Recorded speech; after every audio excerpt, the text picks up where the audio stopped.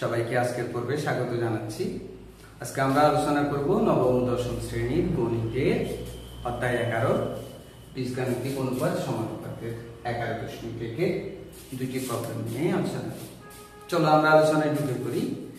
11 নম্বর প্রবলেমটা x √3m + 1 + √3m - 1 by এত হলে √3m + 1 - √3m - 1 তুমি এটা প্রমাণ করবে।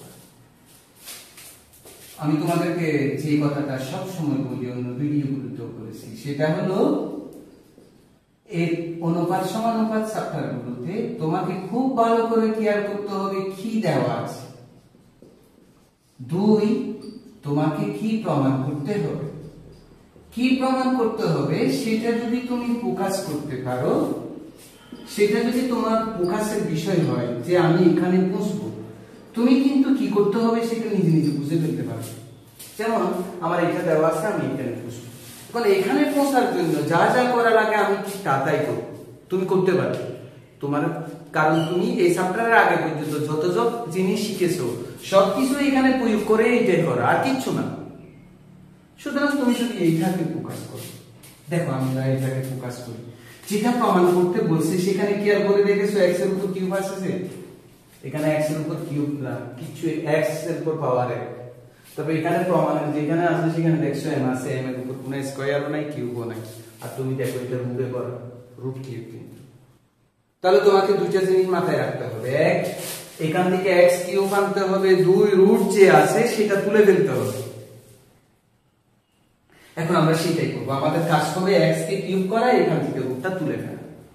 এটা করার জন্য এই চ্যাপ্টারের আবার একটা আলাদা একটা নিয়ম আছে, সেটা তোমাকে লাগবে। সেটা হলো, দেখো শিক্ষার্থীরা, আমরা আজকে শিখবো যোজন বিয়োজন করা। যোজন বিয়োজন করা, যোজন বিয়োজন।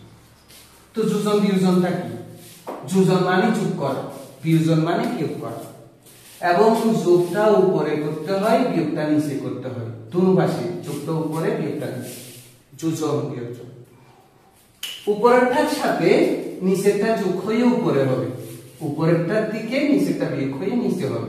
ডানও একই অবস্থা, উপরেরটার সাথে নিচেরটা যোগ হয়ে উপরে হবে, উপরেরটার দিকে নিচেরটা বিয়োগ হয়ে নিচে হবে। এটাকে বলা হয় যোজন বিয়োজন করা। এটা অনুপাত সমানুপাতের একটা ধর্ম। এবং এটা দিয়ে শুধু অনুপাত সমানুপাত চ্যাপ্টার না, আরো অনেক চ্যাপ্টারের প্রবলেম তোমাকে সব সলভ করতে হবে। কি দাঁড়ালো?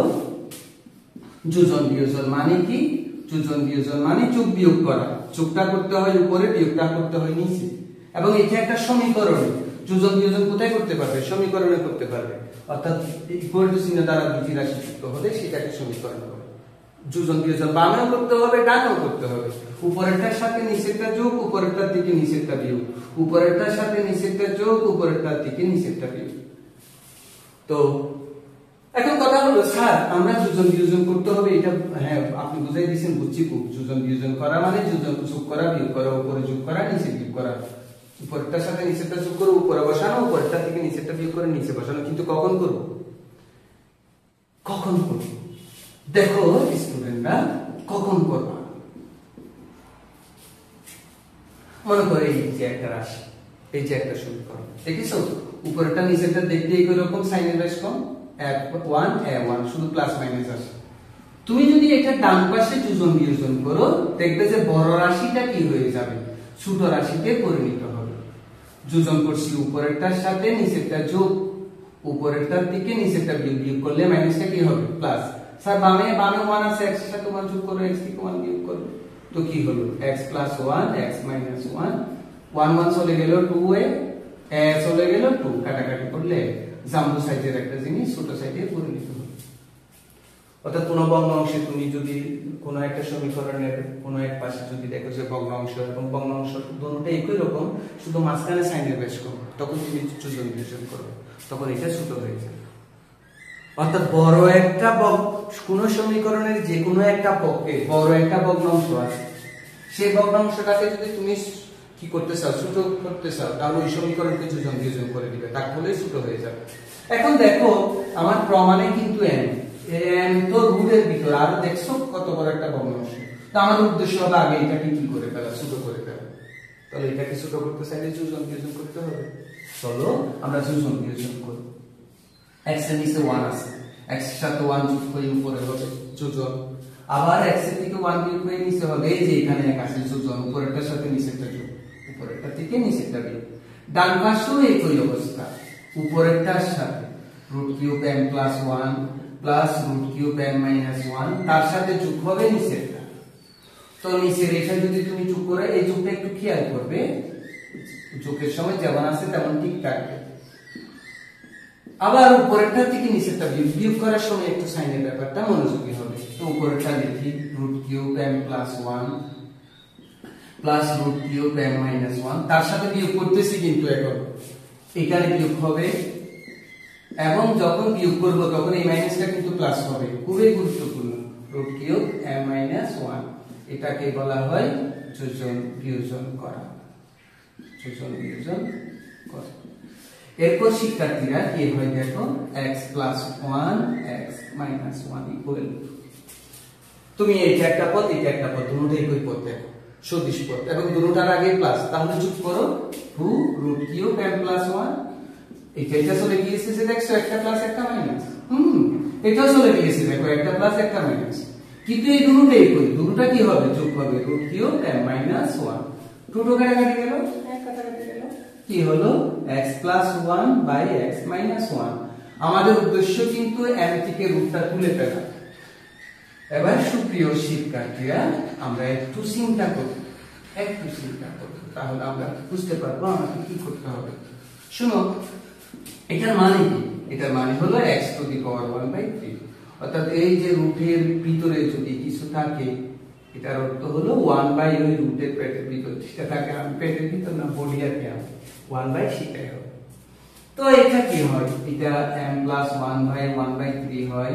m - 1/1/3 হয় আমি তোমাদেরকে বলছিলাম কি মনে আছে m এখন m তো আছে m এর উপর 1/3 আছে এই 1/3 দিয়ে তো কোনো সূত্র হয় না m + 1 কিউব থাকলে না আমি সূত্র নিয়ে গেলাম এটা যদি কি m + 1 কিউব থাকতো সূত্র নিয়ে যেতে পারতাম অথবা m + 1 স্কয়ার থাকলেও সূত্র নিতে পারতাম 1/3 তো আর সূত্র নাই তাহলে 1/3 কে তোমাকে তুলতেই হবে না হলে কাজ করতে পারবে না এবার তুমি চিন্তা করে দেখো তো মনে করো কোন ইকুয়েশনে এরকম আছে এখন তুমি এই 1/3 টাকে তুলতে চাও খুবই ইজি এটাকে তুমি গণ করে দিবা গণ করলেই দেখবে যে চলে গেছে তো আমরা এখানে কি করব গণ করব 1/3 আছে সেটা তুলে ফেলতে চাই গণ করব গণটা বাম পাশটাকেও করব গণটা ডান পাশটাকেও করব আমরা সমীকরণের কাজ করতেছি তো সুতরাং গণ দুটো পক্ষেই করতে হবে এক পক্ষে করলে হবে সমীকরণে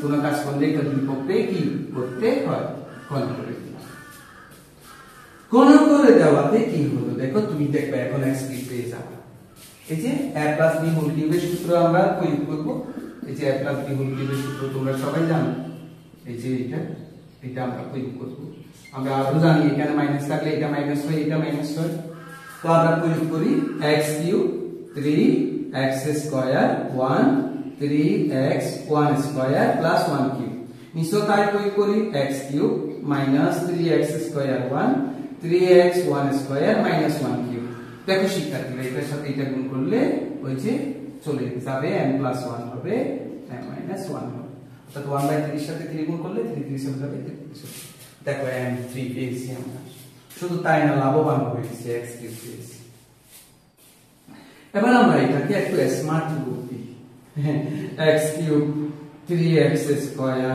3x 1³ মানে 1 x³ 3x² 3x - 1 m + 1 m - 1 শোনো স্মার্টলি সবকিছু হ্যান্ডেল করতে পারতে হবে তোমাকে আমরা জীবনে যাতে সবকিছু স্মার্টলি হ্যান্ডেল করতে পারি সেটাই এখন দেখো তুমি এই এতটুকু তো আর্গুমেন্ট করলে এটা আসবে কিন্তু সেটা বিরাট একটা মানে কি বলতাম মানে অনেক বিরাট ব্যাপার সেটা এসে আমরা একটু স্মার্টলি করতে চাই তুমি দেখো আবারও এখানে যে এরকম বলছিলাম উপরেরটা নিচেরটা দেখতে একই রকম সাইনের বেশ কম এখানেও তাই হয়েছে উপরেরটা নিচেরটা দেখতে একই রকম সাইনের বেশ কম তো এখন যদি তুমি বাম পাশের যে এবং এখানেও দেখো উপরেরটা নিচেরটা দেখতে একই রকম সাইনের বেশ কম এখানে বাম পাশে ডান পাশে দুটোটাই জানবো তো আমরা চাচ্ছি দুটোটাকে স্মার্ট করতে এখন দেখো যেহেতু উপরে নিচে দেখতে একই রকম সাইনের বেশ কম তো যোজন বিয়োজন করে দিলে স্মার্ট হয়ে যায় এবং এই রাশিটা ছোট হয়ে যায় সেই কারণে আমরা আরেকবার যোজন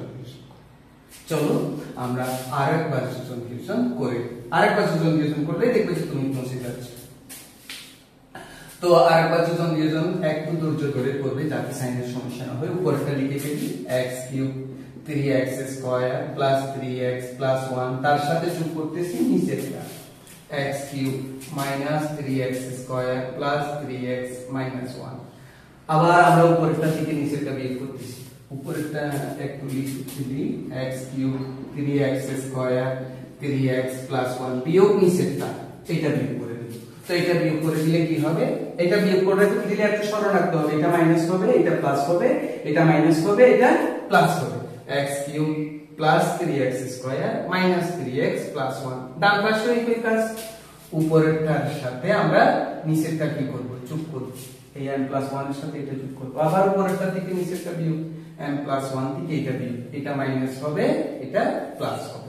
আমরা বুঝছি তো, উপরেরটার সাথে নিচেরটা যোগ করে উপরেরটা থেকে নিচেরটা বিয়োগ করলে এটা সাইন চেঞ্জ হবে, এটা বিয়োগ করলে সাইন চেঞ্জ হয়ে যায়, সাইন চেঞ্জ হয়েছে। এটাকে বলা হয় যোজন বিয়োজন করা। এবার আমরা যোগ বিয়োগগুলো করব, কেমন? চলো যোগ বিয়োগগুলো করে ফেলি। x³ যোগ করলে কি হয়, 2x³ plus 3x square minus 3x square 0, 3x যোগ করলে কি হয় 6x প্লাস 1 মাইনাস 1 0। নিচে x³ চলে যায়, 3x স্কয়ার যোগ করো 6x square plus 3x minus 3x 0, 1 এর সাথে 1 যোগ করলে 2। ডানে কি হয়, m এর সাথে m যোগ করলে 2m প্লাস 1 মাইনাস 1 চলে যায়, প্লাস m মাইনাস m চলে যায়, 1 2 কাটাকাটি। এবার আমরা প্রয়োজনীয় কাজগুলো করি। 2 কমন নাও, কেমন? 2 কমন নিলে কি থাকবে, x³ প্লাস 3x, এখান থেকে আমরা 2 কমন নিই, 3x square plus 1 equal to m, 2 কাটাকাটি। এবার আমরা আর গুণন করে ফেলি, পেলো m এর নিচে কি আছে 1 এর সাথে x³ প্লাস 3x, m দিয়ে এটাকে গুণ দাও, 3m x square plus m। আমরা কি এটা নিচে 1 লিখে দিলেও কোনো অসুবিধা নেই, তবু একটা সৌন্দর্য আছে না, এই জন্য পাত দিলাম আর গুণন করে। তো সুপ্রিয় শিক্ষার্থীরা, এবার দেখো পক্ষান্তর করো, x কি পক্ষান্তর করলে এটা মাইনাস হলো, প্লাস এটা পক্ষান্তর করো কমন। ওই যে তোমাকে শুরু থেকে বলছিলাম, তুমি কি দেওয়া আছে এবং কোথায় পৌঁছবে, এইটা যদি ম্যাথে তুমি অবজার্ভ করতে পারো, ম্যাথের প্রবলেমগুলো তোমার জন্য সমস্যা হবে না। সমস্যা হবে যখন তুমি অবজার্ভ করতে পারবে এবং আমাদের সাথে করবে। আমরা এরপরের প্রবলেমটা দেখি, সমাধান করো। তো প্রবলেমটা শিরোনাম সমাধান করো, কেন সমাধান করো? এই কারণেই যে x এর মান বের করতে বলেছে। সমাধান করা মানে একটা সমীকরণে যে চলক থাকে সেই চলকের মান বের করা। এটা একটা সমীকরণ, এই সমীকরণের চলক হচ্ছে কি x, আমাকে এখান থেকে কার মান বের করতে হবে, x এর মান বের করতে হবে। তো তুমি বলবে যে স্যার আমরা তো ওই সমীকরণের সমাধানগুলো তো পঞ্চম অধ্যায় আর 12 অধ্যায়ে করি, এই 11 অধ্যায়ে কেন দিল? আসলে কিছু কিছু সমীকরণের সমাধান কিন্তু অনুপাত সমানুপাতের ধর্ম ব্যবহার করেও করা যায়, এবং ওই প্রবলেমগুলো অনুপাত সমানুপাতের ধর্ম ব্যবহার করে সহজে করা যায় বলে এইরকম কয়েকটা প্রবলেম এই চ্যাপ্টারে দিয়েছে। যেমন আমরা এই প্রবলেমটা সলভ করব মানে অনুপাত সমানুপাতের ধর্ম ব্যবহার করে।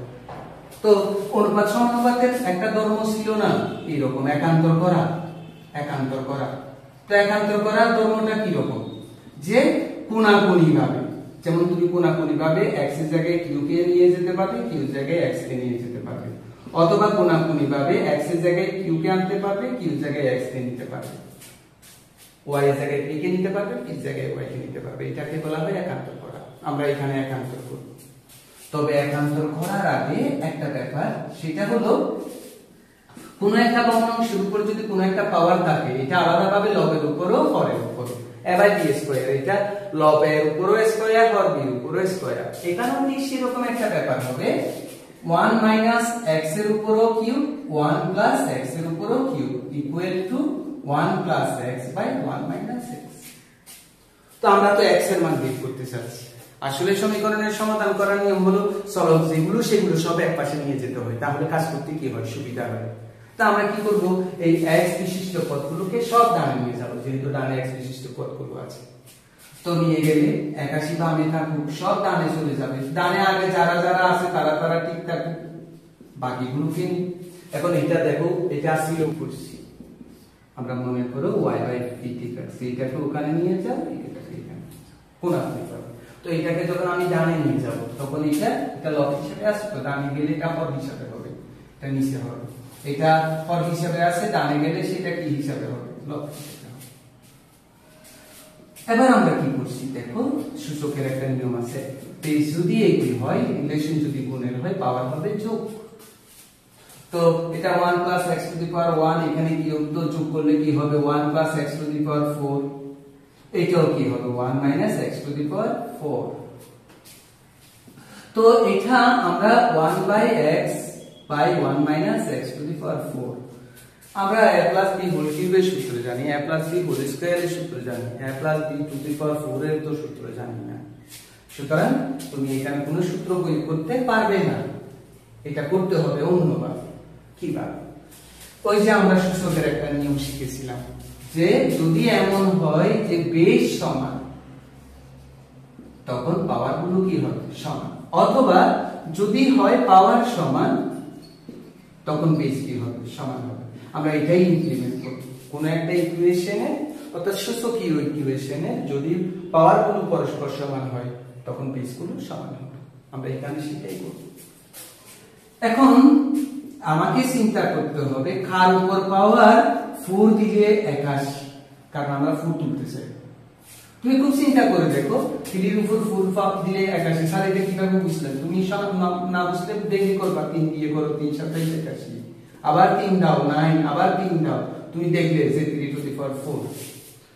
তাহলে এখানে 3⁴ সমান 81। তবে এখানে একটা ব্যাপার আছে, স্যার -3 এর উপর পাওয়ার 4 দিলেও কিন্তু 81। হ্যাঁ দেখো, মাইনাসে মাইনাসে প্লাস, প্লাসে মাইনাসে মাইনাস, মাইনাসে মাইনাসে প্লাস আর 81। সুতরাং তুমি যদি শুধু প্লাস দাও ভুল হবে না, মাইনাস দাও তো হবে, সেই জন্য আমরা এখানে দুটো একসাথে দেব। এখন এই নিয়মটা কাজে লাগাবো, যেহেতু কি সমান পাওয়ার সমান, সুতরাং কি সমান হবে বেস সমান হবে। এবার আমরা প্লাস ওয়ালাটা নিয়ে কাজ করলে x এর একটা রেজাল্ট পাবো, মাইনাস ওয়ালাটা নিয়ে কাজ করলে আরেকটা রেজাল্ট পাবো। তো আমরা প্লাস ওয়ালা নিয়ে একবার কাজ করব, মাইনাস ওয়ালা নিয়ে আরেকবার কাজ করব।